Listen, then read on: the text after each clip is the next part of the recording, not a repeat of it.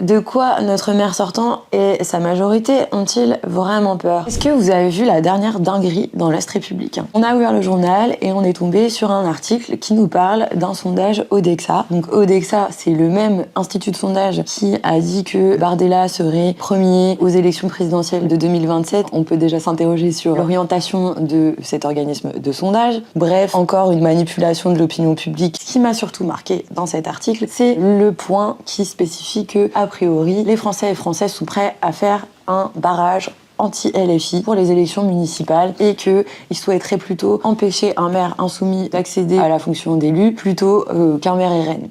Sont dans cette inversion permanente des valeurs qui place la France insoumise comme étant les fascistes et le Rassemblement national comme un parti républicain. On pourrait un petit peu rire de tout ça si, plus sérieusement, des partenaires potentiels à gauche qui sont censés partager les mêmes valeurs que nous et se battre à égalité contre les idées d'extrême droite n'utilisaient pas eux-mêmes un petit peu ce principe de rejet de la France insoumise en disant que, comme le dit Klein aujourd'hui à Nancy, ils ne souhaitent pas d'alliance ou de rapprochement avec la France insoumise, comme si nous étions des personnes infréquentables. De quoi notre maire sortant et sa majorité ont-ils vraiment peur? D'une cantine gratuite pour les enfants, gérée par un service public et non plus par une société privée qui tire une rente de cette activité, de l'extension du transport gratuit à d'autres anciens et anciennes, notamment aux étudiants ou aux jeunes actifs, à la fin de la privatisation de notre patrimoine. N'oublions jamais la connotation de cette idée de faire barrière, faire barrage, parce que jusqu'à maintenant, ce sont des mots qui ont toujours été utilisés pour battre les idées d'extrême droite et faire barrière au fascisme dans notre pays et à la montée de l'extrême droite. Nous n'accepterons jamais d'être mis sur le même plan que le Rassemblement national. Et si la majorité municipale actuelle ne souhaite pas travailler avec la France insoumise, vous pouvez, vous, en tant qu'électeur et électrice, en tant qu'habitant et habitante de Nancy, choisir de nous placer premiers au premier tour des municipales en votant massivement pour la liste Nancy Insoumise. Inscrivez-vous sur les listes électorales.